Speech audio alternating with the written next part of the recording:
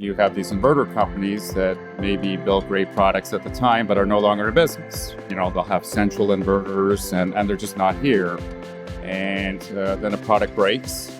So when it breaks, who do you call to fix it?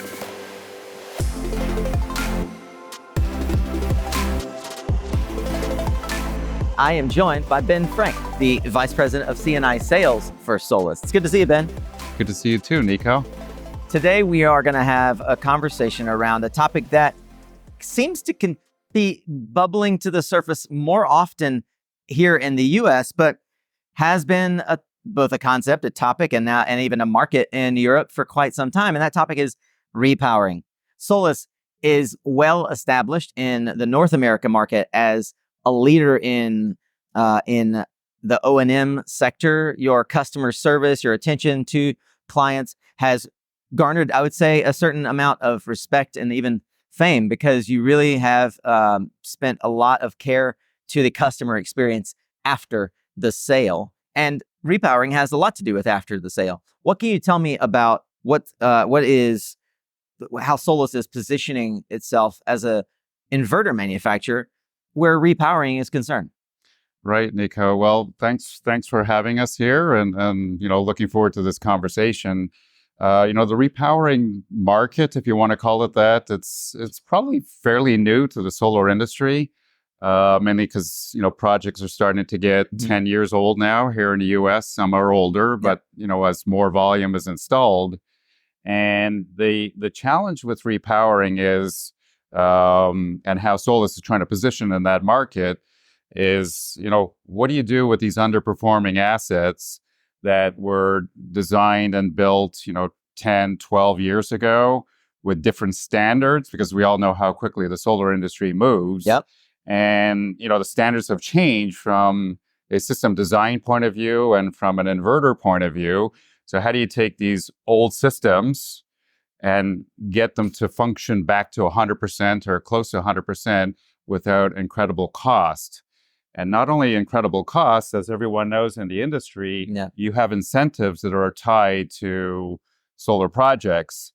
And if you significantly change a project, then it's now a new project. Yeah. And you lose that, renewable energy credit or other kind of incentive that is really tied to that project as the utility has approved it. Yeah.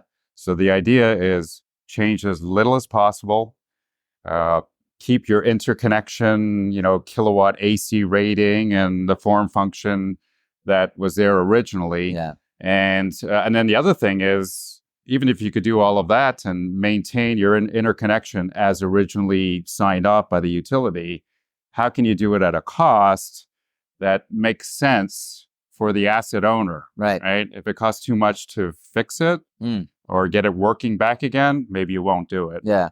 Ben, that's an excellent explanation of how repowering works. It's essentially re-evaluating the existing infrastructure and deciding whether you retrofit or upfit to new, more efficient technology after 5, 10, 15 years in its life cycle. What do you find is more often triggering a repowering discussion with your customers? So that's a great question. I think what it comes down to is, there's so much volatility in the solar space. As we all know, companies come and go. And you have these inverter companies that maybe built great products at the time, but are no longer in business. They'll have central inverters and they're just not here. And then a product breaks, right? And essential inverters are a good example of what the industry used going back 10 years ago, not string inverters like we have today, like Solis has and other companies. So when it breaks, who do you call to fix it? Right. The company doesn't exist, or even in companies that still exist that made those products, like they don't make those old products. So how do you get it working again? Right. And because they were essential inverters, it could be one inverter for the whole site or a couple of inverters in very, very big chunks. And, the company's gone. So what you need to do is try and find a solution to replace that without, like we talked about earlier, without changing the interconnection. How you brought something up that I haven't thought about before, and that is projects installed under prior rules, and in this case, we're referring to NEC rules or even UL regulatory rules. Right. Yes. When you do the retrofit, do they become subject to the current NEC code? Meaning, do you now have to think about module level shutdown? Do you have to think about all of these other regulations that maybe didn't come along until 2017, 2023? So if you don't change the kilowatt rating of a site, and this is, there may be exceptions depending on where you are in the country, right? Because, you have inspectors, HJs that may have their local requirements. But in general, the word that the industry uses, like it's been grandfathered. Okay. So the site's grandfathered as per the original interconnection. So if you don't change that wholesale, and usually it means changing the inverter. So if you have I'll pick a number. Let's say it's a ground mount somewhere that's 10 megawatts. Sure. 10 megawatts AC. Yeah. If you maintain that. The AC rating. The AC rating. Yeah. If you maintain the AC rating, probably in some cases, maybe also the DC rating. Yeah. So if you maintain all of that, you're kind of grandfather. How interesting. You know what it's a bit of an algebra problem, at least, because what many would on the surface think repowering is meant to do would be to get more power out of the same site. Because let's face it, my first projects installed were Mitsubishi 175s. Right. And on most residential homes now, we're installing, even if you're using the bargain basement 395s, right? Like we're almost twice, we're more than twice the power capacity in most cases, just in the module. Right. The inverters in that day, right? Most of the inverters were in the mid 90s, best case, 94 to 96% efficiency, right? After CEC requirements, they're up to 98, but the inverters are smaller, they're more efficient. It really boggles the mind how to do the math. I'm sure you must get in conversations all the time with your customers around this tension between keep it the same size or maximize the power in that square footage. How do you see developers working around that constraint? Right. So it's, you're bringing up some great points. So the idea is, change as little as possible, right? And so usually the modules are still working, even though they're 195 watts or less, keep that there, right? You can't fix the inverter, and that's the engine that drives the whole site. Yes. So now you got to replace it. So you got to look at all the factors and say, are these 600 volt strings? They probably are. Today in the commercial, the C&I space and the utility space, you have 1,000 volt inverters or 1,500 volt inverters. And, most of them don't work well when you're trying to retrofit it to a 600 volt string. Yeah. So this is where Solis comes in because of our technology and the specifications of our inverter. Even the 1,000 volt inverters work really, really well at a 600 volt string. Okay. Our startup voltage is really low. I'm glad you said it. Hadn't occurred to me that inverters wouldn't be able to be backwards integrated.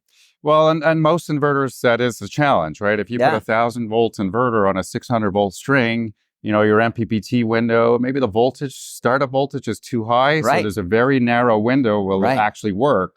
So your production numbers will go down dramatically.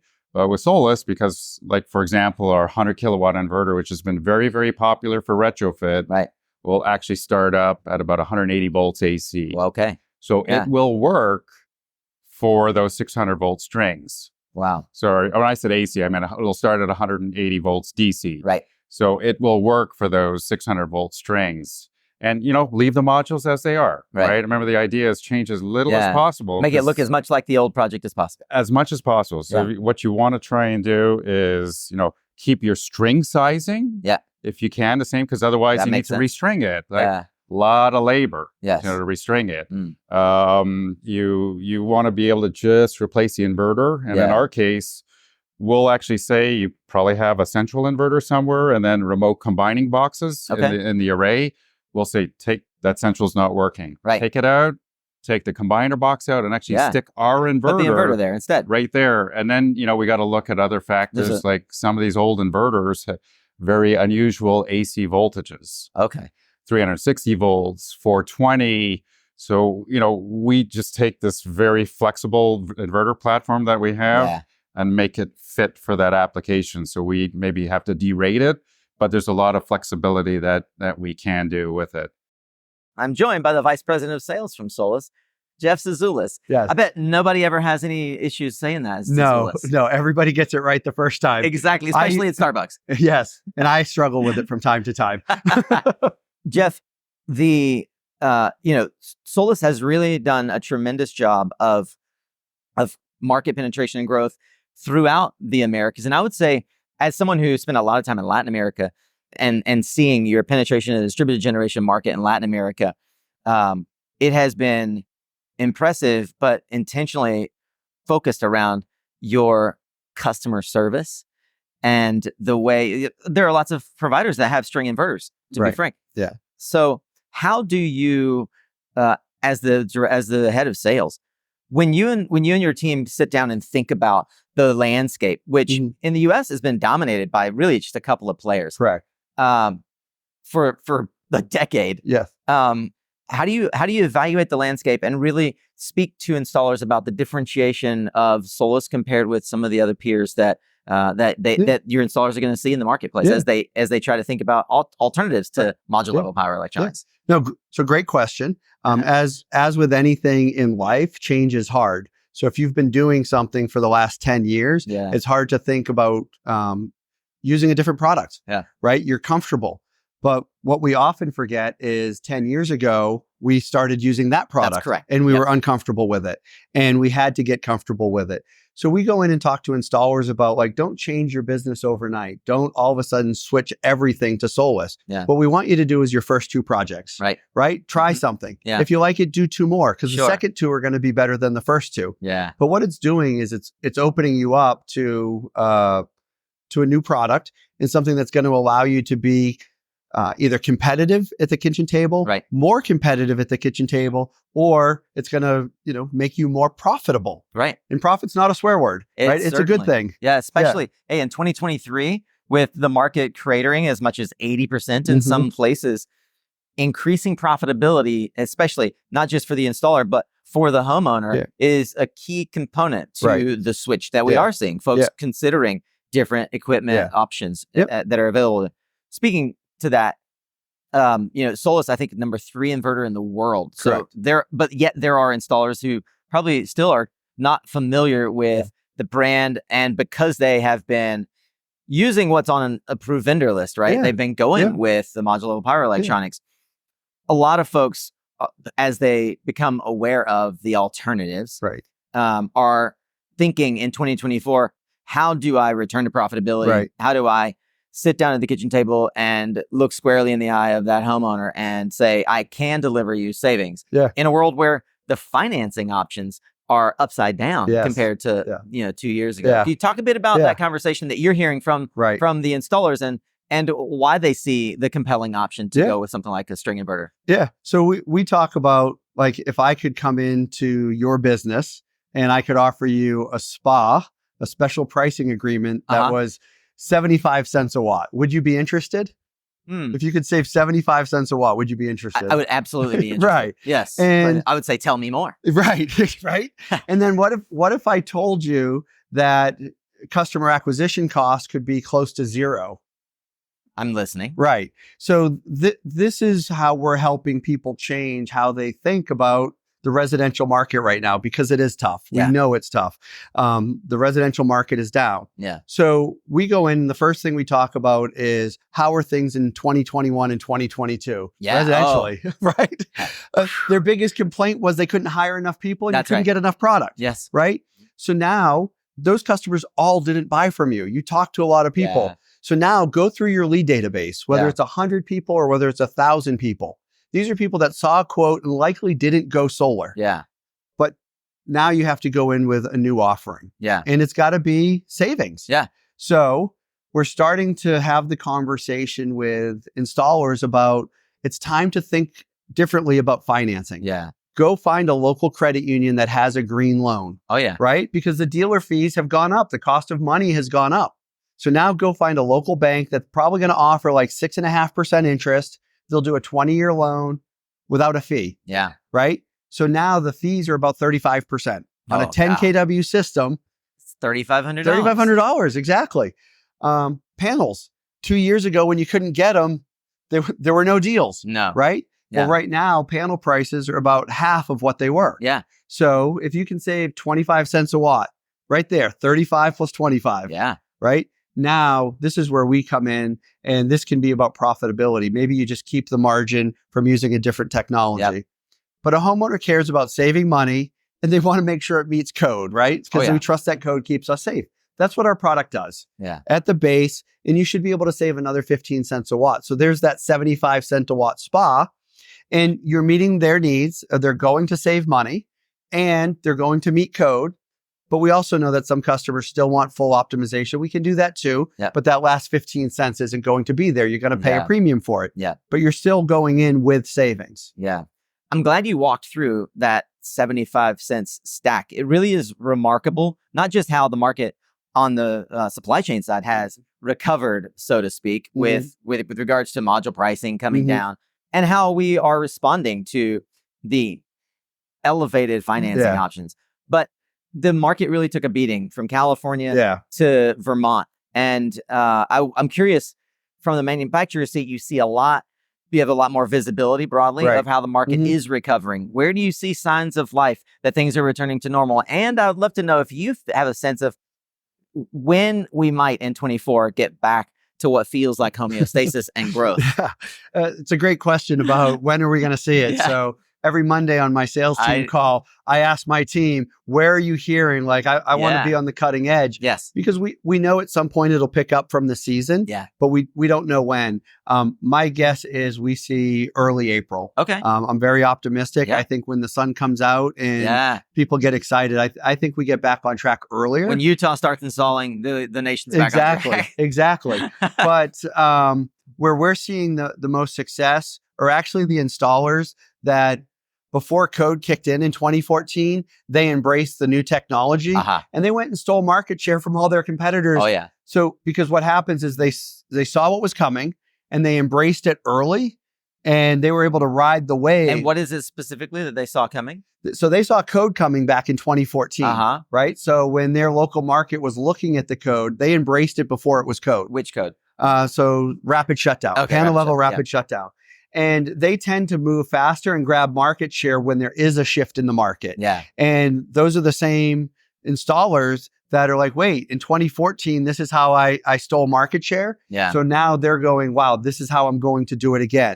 So they are the early adopters to change, and it benefits them. Yeah. Well, I hope that some of you watching are also early adopters to change. I along with you, have been hearing that end of Q1, beginning into Q2, the market should move out of this slump. I'm hopeful for it. I hope you are too. I'm glad for Jeff and the team at Solis coming over and sharing from the wisdom that you're getting at the macro level, seeing how the market's evolving.